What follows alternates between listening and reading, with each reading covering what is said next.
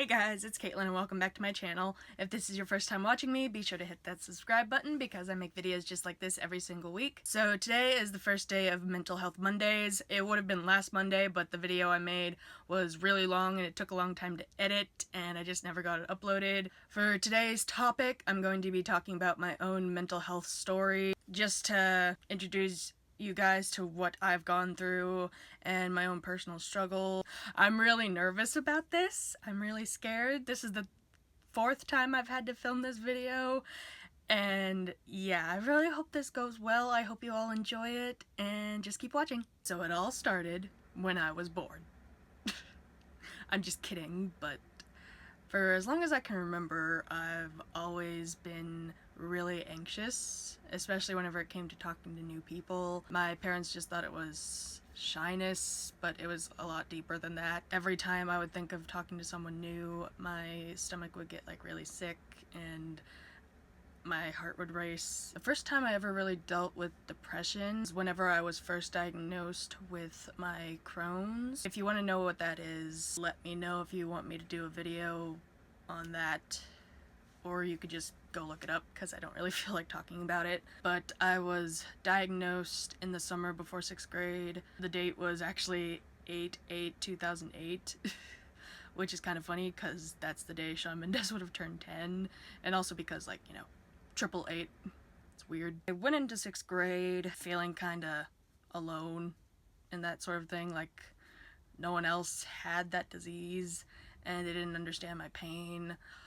I would, like, hold my side because it just hurt so much, and a lot of the teachers thought I was faking. Guidance counselor at my elementary school, she was a bitch, and so was my 6th grade teacher. I remember one time I was reading a book before class started, and my teacher kind of made fun of me for it, which I was really upset about because, like, reading has always been my go-to thing to, like, escape.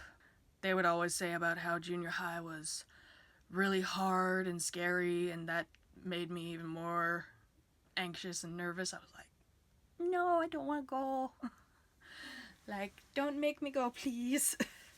The summer before 7th grade, I remember, was the first time I ever really had a suicidal thought. It was really scary because I was like 11 or 12. 11 or 12. I didn't attempt anything, but I had thought of it, and there was this program at the hospital I was going to. I think it was something to do with, like, how depression and Crohn's can coincide, and they asked me, like, how are you doing? I told them about what I was thinking, and so they sent me to a psychiatric ward in Pittsburgh, which was really far from my house. I felt really scared. I was homesick, missed my mom, although she would come and visit me every day. But I also started feeling a lot of stomach pain while I was in the hospital. After I was discharged, I went to school for like a couple weeks, I think. Then I couldn't go back because the pain was really bad and I couldn't eat or drink, couldn't move. I was put on homebound, which really sucked because I couldn't leave the house. Tutor came and brought me my homework, helped me with it, took it back to school. I pretty much slept all day. I got to see my friends sometimes, but, like, couldn't really hang out with them, and so I just felt really detached from a lot of things. I don't remember if I was able to finish out the school year or not. I might have went, like, last week, maybe. But then after that, I was just like, nope.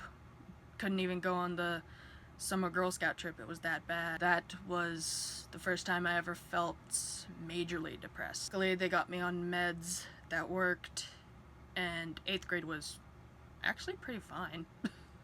I liked it. That's the only grade from junior high and high school that I liked, that I have good memories from. 9th grade was pretty much a repeat of 7th grade. I was put back on homebound because I had another flare, except this time it was worse.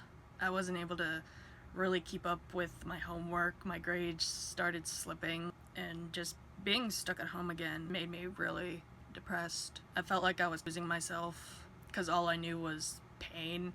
I barely passed my English class, which really sucked because English has always been my best subject and my favorite. Luckily, I think I was able to actually go back to school for like the last month, and I started to feel better. I was able to go on my Girl Scout trip to New York, which I was really happy about. Everything seemed to be going uphill from there, kind of. Just wait, because 10th grade was a shit show. It didn't start off good because Ashley got pregnant and she wasn't able to come back to school, and so I was just really lonely. I was like, fuck, now what? My best friend was gone and I wasn't really able to see her or talk to her, and so that made me depressed. I was in a huge building with a bunch of people that I did not know. I just walked through the halls like I don't want to be here. But I did make friends with the new girl. She was in marching band with me. I felt really proud of myself because I made a friend by myself. I didn't need anybody else's help, and I was like, good job, Caitlin, you did it. I thought, okay, this is good. Wrong. Very wrong. Because the day before my 16th birthday, this girl gave me a note saying that she didn't want to be friends anymore, and that really hurt me. I am a very sensitive person. I feel emotions deeply. Whenever I'm sad, I'm really sad. When I'm happy, I'm really happy. And when I'm hurt, I hurt a lot. And so, reading that note, I started thinking, what's wrong with me? What did I do to you and to deserve this? I just questioned myself. I didn't question her, I questioned myself. I remember getting off the bus, I called Ashley. That was the first time I got to talk to her, and I was like, oh my god, I miss you so much. Just getting to hear her voice made me happy, and also made me cry. And I was listening to You'll Be in My Heart by Phil Collins, crying, and I was like, Ashley, what am I supposed to do? What's wrong with me? And she was like, there's nothing wrong with you, it's that girl's fault and everything. But of course, like I was due, I didn't believe her. So I got off the phone with her, and that night was the first time I ever self-harmed. I remember liking it, seeing the blood flow did something to me. It was really addictive. Whenever I sat down with my mom and dad and told them about it, I explained to them, like, I feel like I deserve it because I hated myself so much.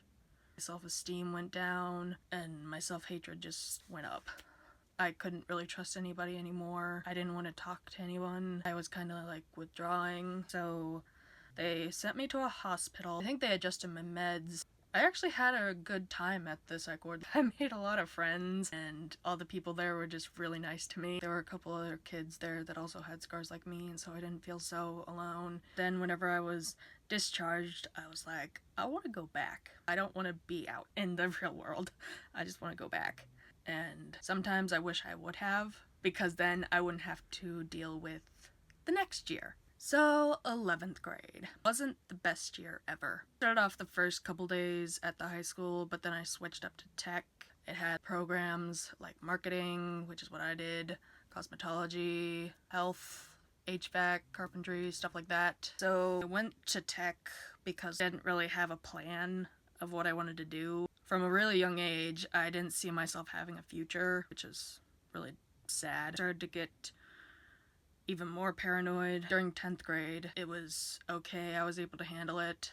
But that year, it was a lot worse. I just felt like everybody was staring at me, just waiting for me to like do something stupid or to mess up and make fun of me. I had a lot of suicidal thoughts still. I was self-harming. Didn't really feel like I had a lot of friends. Although I did have my cousin, I would talk to her, and I remember she introduced me to this song called Invisible by Hunter Hayes, which I loved so much. I really needed that song at that moment in my life. Anyways, during lunch, I would sit with people, but like I would basically just listen to my music all the time. I wouldn't really talk to anybody, and after I was done with my lunch, I would hide in the bathroom just to be alone, and also sometimes I would self-harm and cry.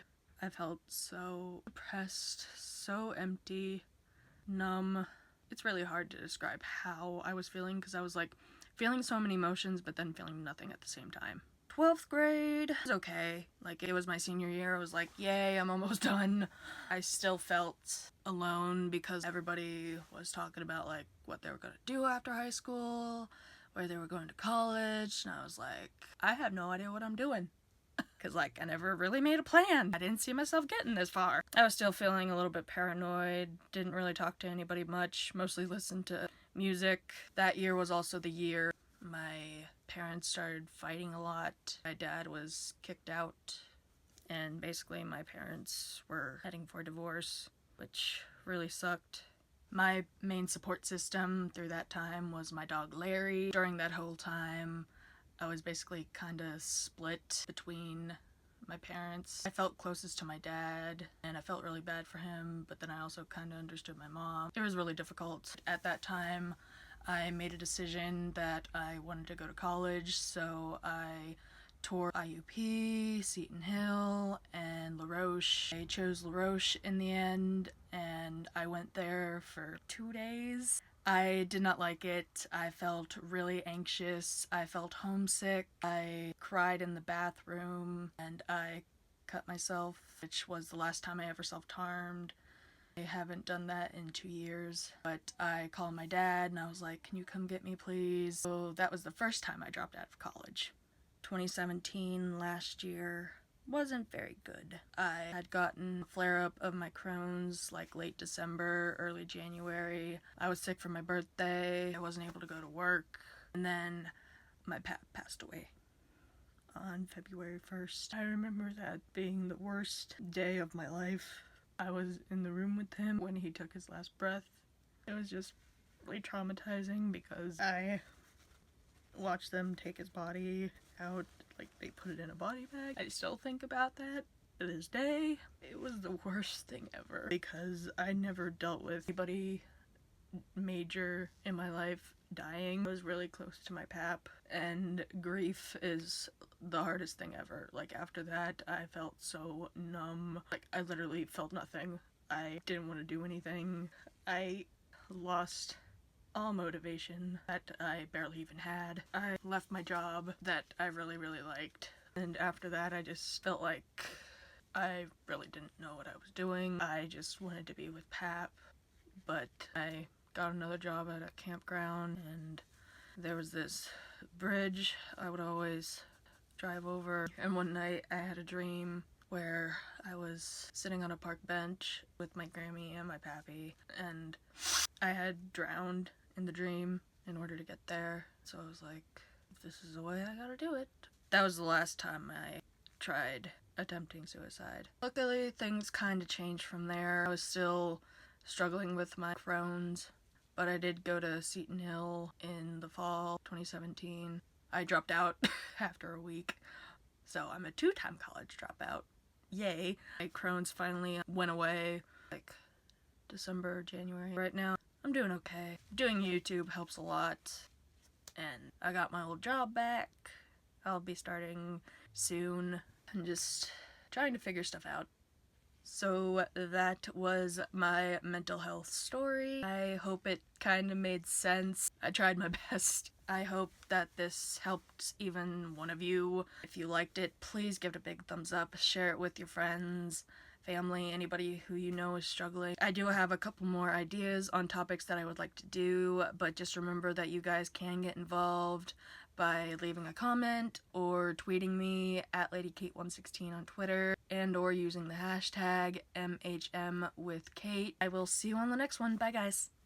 Should be laughing, but there's something wrong, and it hits me when the lights go on. Shit, maybe I miss you.